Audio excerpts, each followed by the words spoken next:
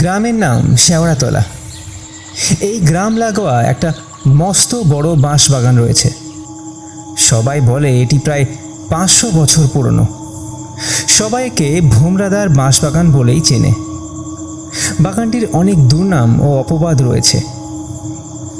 কত মানুষ যে এখানে গলায় দড়ি দিয়ে আত্মহত্যা করেছে তার হিসেব নেই।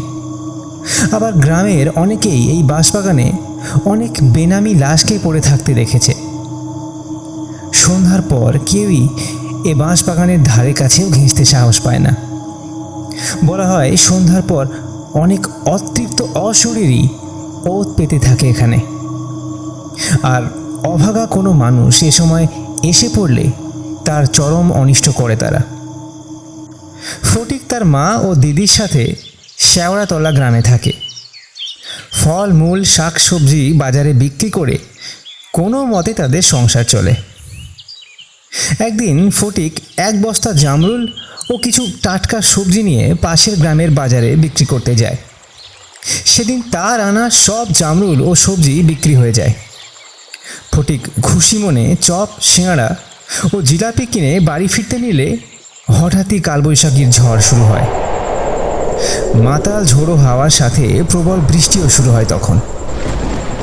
ফটিক রাস্তার ধারে একটা পরিত্যক্ত চায়ের দোকানে আশ্রয় নেয়। ঝড় থামলে তখন সন্ধ্যা হয়ে গেছে চারিদিকে। অন্য রাস্তা ধরলে বাড়ি ফিরতে রাত হয়ে যাবে, তাই বাধ্য হয়ে মনে সাহস সঞ্চয় করে ফটিক ভোমরাদার বাঁশ বাগানের লাগোয়ার রাস্তা দিয়ে যাওয়ার জন্য মনস্থির করে। বাঁশ বাগানের সামনে এসে ফটিকের মনে কেমন একটা ভয় চেপে বসে। তবুও সে হাঁটা শুরু করে সেই সরু রাস্তা দিয়ে। বৃষ্টির পরে এক হাঁটু জল কেটে গাঢ় অন্ধকারের মধ্যে দিয়ে ফটিক হাঁটতে শুরু করে। হঠাৎই কোনো এক রাত চড়া পাখি বিশ্রীভাবে ডেকে ওঠে। তা শুনে তার গায়ে কাঁটা দিয়ে ওঠে। কেমন একটা শিশিরানি ভাব ফটিকের শরীর ও মনে ছড়িয়ে পড়ে। তখনই সে শুনতে পায় তার পিছনে যেন কেউ জল ভেঙে আসছে। পিছনে ফিরে দেখতে গিয়েই ফটিকের একটা কথা মনে পড়ে যায়। ভোমরাদার বাঁশ বাগানে সন্ধ্যার পর কিছুর আওয়াজ বা কারোর ডাক শুনে পিছনে তাকাতে নেই, তাকালেই সর্বনাশ। প্রচণ্ড ভয় পেয়ে ফটিক সামনের দিকে এগোতে থাকে। বাঁশ বাগানের নিকষ অন্ধকারের মধ্যে দিয়ে সে চলতেই থাকে। এরপর ফটিক তাদের গ্রামের এক পরিচিত কাকার ডাক শুনতে পায় পেছন থেকে। ফটিক পেছনে তাকায় না, এগিয়ে যায় সামনে। আবারও সে শুনতে পায় তার পাশের বাড়ির দাদা তাকে ডাকছে। ভয়ে কাঠ হয়ে গেলেও ফটিক এটাও এড়িয়ে যায়। ঠিক এর পরেই সে শুনতে পায় তার নিজের দিদি তাকে পেছন থেকে ডাকছে।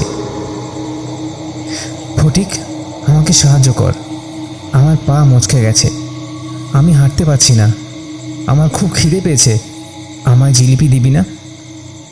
এইভাবে তার দিদি কাতর সুরে তাকে ডাকতে থাকে। আবেগের বশে ফটিক এবার ভুল করে বসে একটা।